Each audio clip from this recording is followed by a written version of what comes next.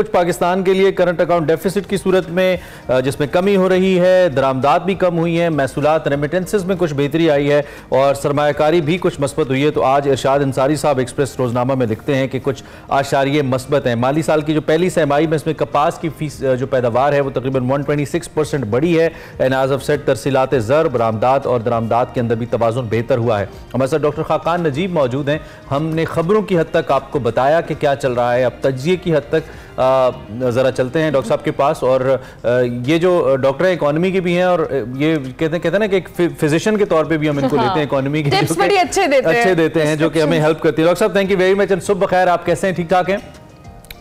Good to see both of you. I'm quite well, अल्लाह का शुक्र है। Thank you very much for joining us.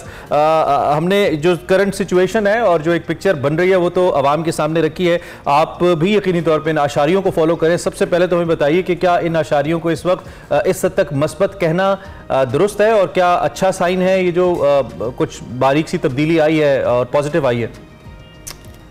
तो इमरान, आप दोनों ने एक आई थिंक अच्छी पिक्चर जो है इकोनॉमी की वो सामने रखी है।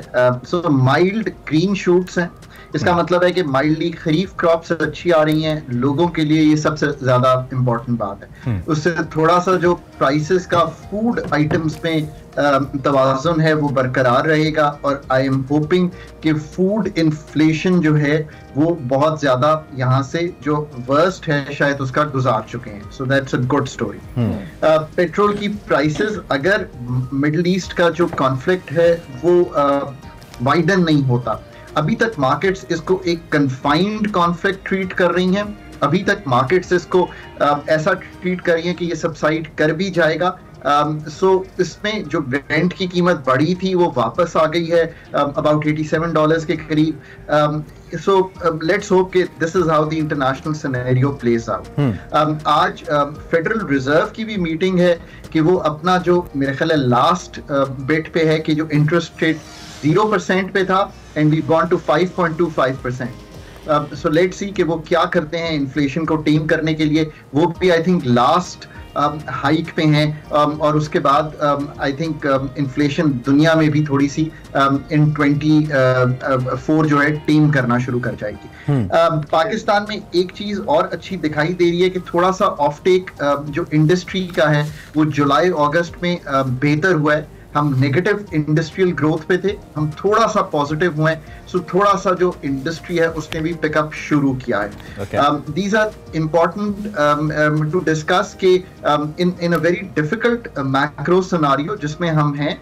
हमारा जो एक्सटर्नल का चैलेंज है इमरान वो वहीं पे खड़ा हुआ है।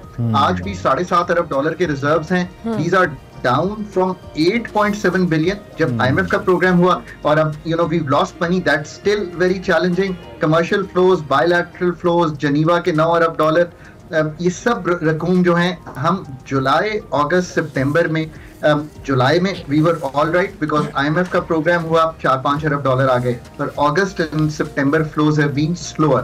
दोबारा कल से IMF की निगोशिएशंस शुरू हो रही हैं। मैंने हमेशा कहा है IMF से राह फरार नहीं है, हम इनहराफ कर नहीं सकते उनसे। लेट्स होप कि we have everything in place and things go smooth इंशाल्लाह। और आपने अभी खुद डॉक्टर साहब जिस तरह से कहा कि IMF के साथ हमारी नेगोशिएशंस दोबारा से शुरू हो रही हैं, तो ऐसी सूरत है जो भी आपने बहुत बेहतरीन अंदाज में इसको एक्सप्लेन भी किया कि जो हमारे इस वक्त हालात हैं इकोनॉमी के, लेकिन दूसरी जानिब आपको लगता है कि जो IMF की शराइत थी और जिस तरह से हम उन पे अमल दरामद करते आ रहे हैं, will be able to satisfy IMF? जिस तरह के हमने महंगाई में भी ऑब्वियसली एक बहुत बड़ा इजाफा हुआ, फिर उसके बाद बिजली की प्राइसेस थी, अब गैस की प्राइसेस बढ़ी है। सो हाउ डू यू सी कि IMF को कुछ इन नेगोशिएशन में हम सेटिस्फाई कर पाएंगे अगली ताकि किस जारी हो? So Armila, this question is कि आप ये भी देखिए कि अगर हम थोड़ी देर के लिए ये मान लें कि हमें गैस तो बढ़ाना जो था वो आई थिंक लाजिम व मलजूम सा एक अमर था, पर बढ़ाना कब था? 1 जुलाई को। बिकॉज ओगरा ने, अर्मिला अगर आप देखें तो जो नोटिफिकेशन की थी वो 1 जुलाई को की थी। IMF से एग्रीमेंट आपका ये था कि आप ओगरा की नोटिफिकेशंस को फॉलो करेंगे, लॉ ऑफ द लैंड ये है। आपने फिर इंतजार किया जुलाई, अगस्त, सितंबर, अक्टूबर, और आपने जब जिस दिन आई थिंक हमें काम करने का अपना अंदाज मुख्तलिफ करना पड़ेगा। मतलब 2 नवंबर को IMF ने आना है, 1 नवंबर को हमने वो जाके कीमत बढ़ाई जो हमें जुलाई में बढ़ा देनी चाहिए। Do you see how we work? फिर लोग कहते हैं कि IMF आपके साथ सख्ती करता है। मैं कहता हूं अपने साथ वो काम कीजिए, ये काम आपके हैं, आपने करने हैं, आपने मुल्क को ठीक करना है, अपने ठीक करना है। ये एक फर्क बहस है कि सेक्टर को ठीक करना एक फर्क बात है, इंडिजिनस गैस निकालना, पाकिस्तान के जो ये जो UFG लॉसेस होते हैं, यानी कि गैस जो जिसका हम पता नहीं कर सकते कि वो कहाँ चली जाती है, बिजली पे कस्टमर्स को शिफ्ट करना, एफिशिएंसी गैस अप्लायंसेस की बढ़ाना, ये तो सब एक फर्क बात है, ये भी हमारा काम करने का। पर जो गैस पे रद्दो बदल है जो एग्री किया हुआ था वो उस दिन आकर किया। सो क्या IMF देखें, I have to be very careful with my words because मैंने बहुत इन डेप्थ में जाके देखा है कि where we stand with the IMF। So हम ये भी नहीं चाहते कि हम हम एक बैलेंस्ड पिक्चर ये है कि हम कई अहदाफ पे 30 सितंबर के वी आर ऑल राइट। ये मालियाती खसारे पे भी, मॉनेटरी साइड पे भी 22% इंटरेस्ट रेट है हमने रखा हुआ है, कुछ करेंसी इन सर्कुलेशन भी कम हुई है।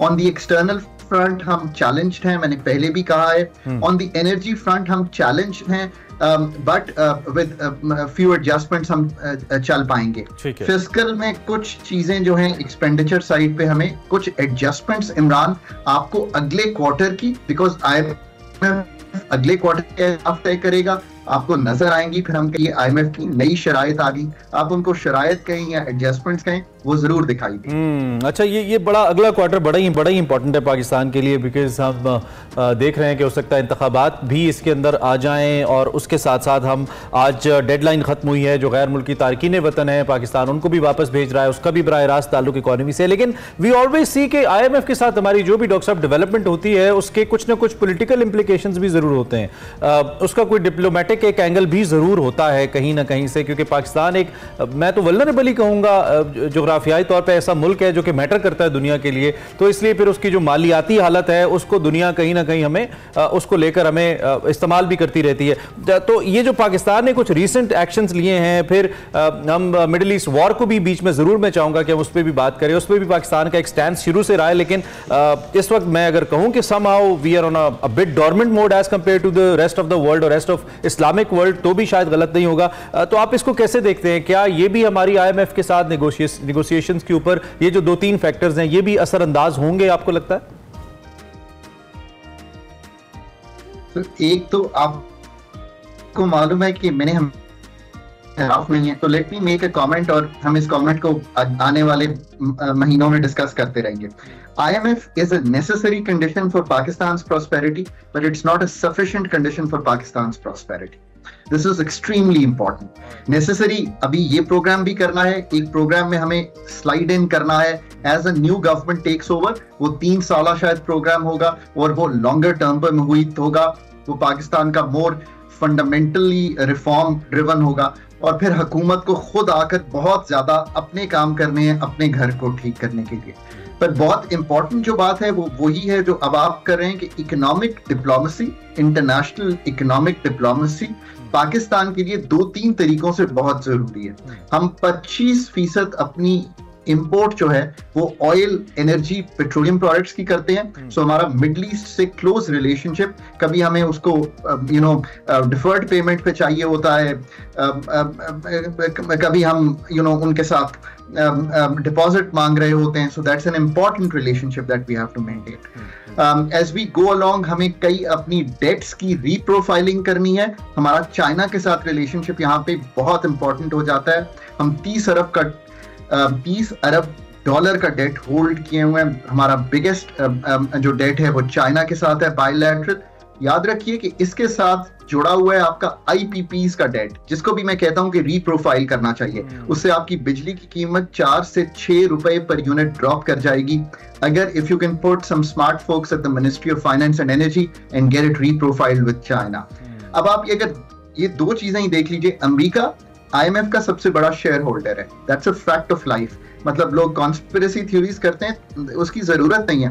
अगर मुझे सही याद हो, इमरान 17% यानी कि 17% of IMF share holding is with the US। सो अगर मैं सबसे बड़ा शेयर होल्डर हूँ, कोई मेरी से तो होगी ना। अगर इतनी से हो कि मैं ये कहूँ कि पाकिस्तान अच्छा काम कर रहा है अपने रिफॉर्म पाथ पर, तो उस बोर्ड में वो स्वे होल्ड करेगा।